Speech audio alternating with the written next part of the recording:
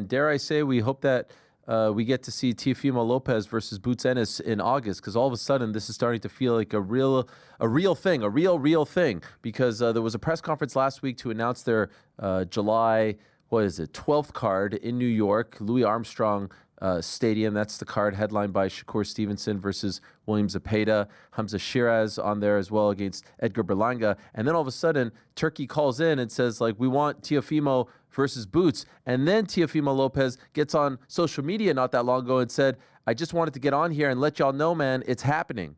This fight is happening. Okay. Crazy Fimo is happening, bro. Teofimo is happening. 147-pound king. We're coming for him.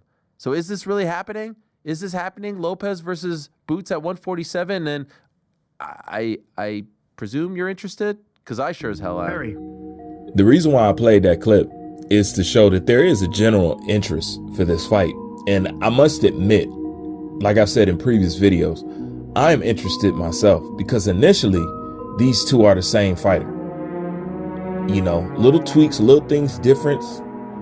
You know, one a little faster than the other a little bit more agile, quicker than the other, better at closing the gap and stuff. But initially, I mean, you could see some things in Teo, especially in that last fight, that you exactly see in JARON. And I must admit, it is interesting. I would like to see how that unfolds. Can't lie, you know, regardless of Teo and his dumbass antics. You know, I can't lie. But the point is this. The fact that it's a general interest for it, you know, and it's not like it's not a good fight to be made or an interesting fight to be made. But my point is this. JARON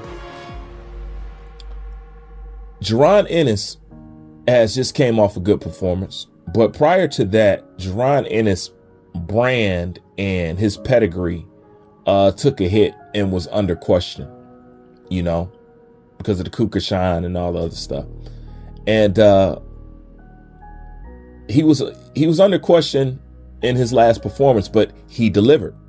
Stellar, you know. So to me, he just got out of that rough patch.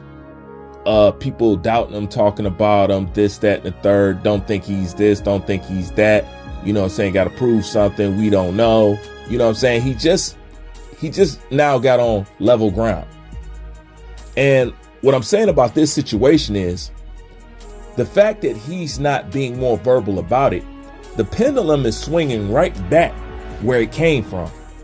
And it's starting to look like the Ortiz ordeal in the beginning when they was accusing him of ducking Ortiz. It didn't look good. That's when this whole thing really started to crumble. You know what I'm saying? When people really started to put it together, you know? And I have to bring this up because people are starting to say he's starting to move like Errol Spence now. I'm reading the comments. I'm hearing what people saying. People saying they noticing patterns with him. And I must admit, I've been noticed it. You know, but nonetheless, we have a situation here. And if he doesn't step in front of it, he's going to be right back reputation-wise, brand-wise, where he just came from. Boot. The whole world is calling you a duck, bro.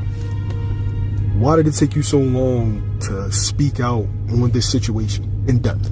Not gonna lie, I was hot, I was heated, and I was angry, you know, and I reached out to everybody involved, you know, to get down to the bottom of what was going on. And it was just a bunch of like miscommunication and things like that. And I got a great team, and I hired them to do their job.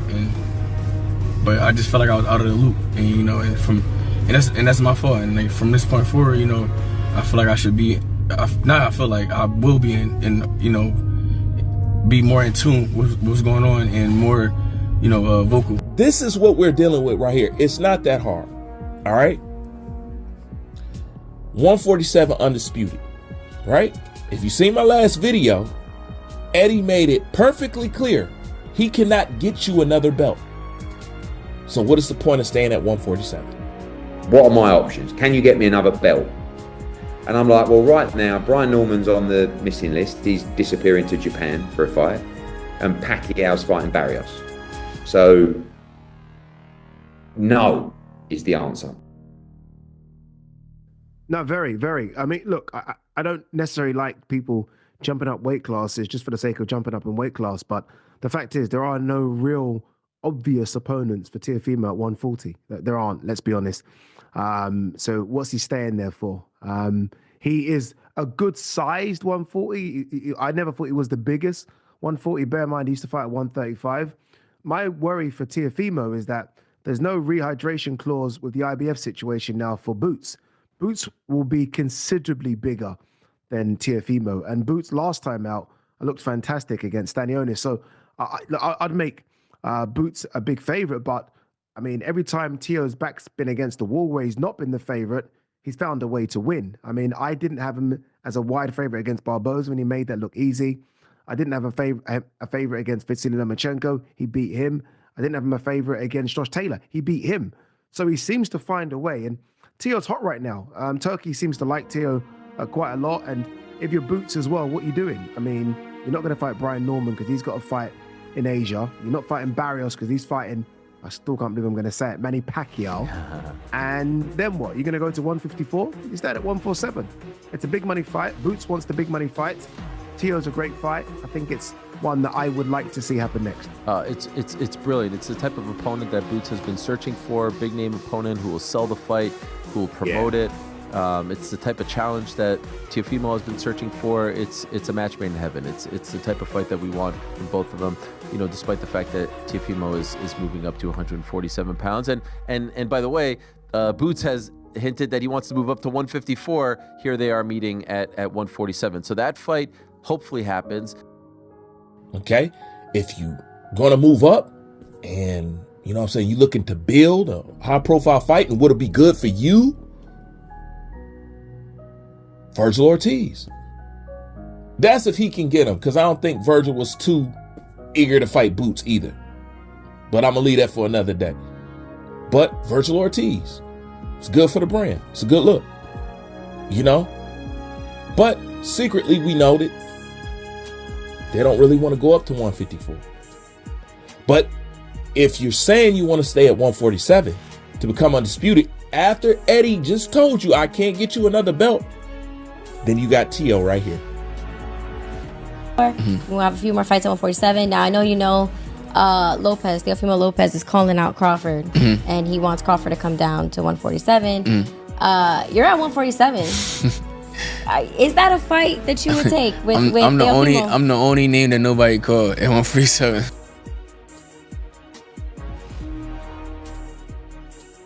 He doesn't bring a title, but if you're the Boots camp, would you rather fight a big name like Teofimo, who's the bona fide champion at 140, or would you rather have to go fight a mandatory against Giasov? Not a bad fighter, obviously, but certainly not the name level or the recognition or the spiciness, let's say, to the public as it would be if you're fighting Teofimo.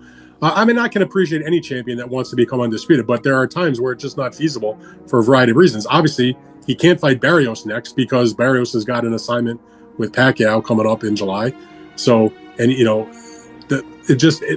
you can say you want that, but you also have to be realistic. So the better, the part of valor, I suppose, would be to try to make this fight with Teofimo Lopez. It is the fight that they say they're discussing.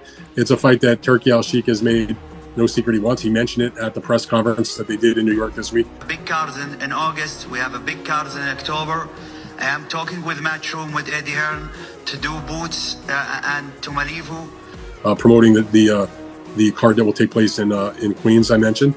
And so we'll see if they can make a deal. I mean, for me, for a lot of different reasons, I don't think that fight's going to happen. I mean, I like the matchup. I mean, if you see the fight, I mean, how could you ever argue with the junior welterweight champion taking on the welterweight champion in that type of matchup? Too exciting.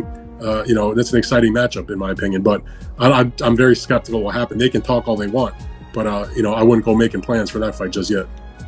It's very simple.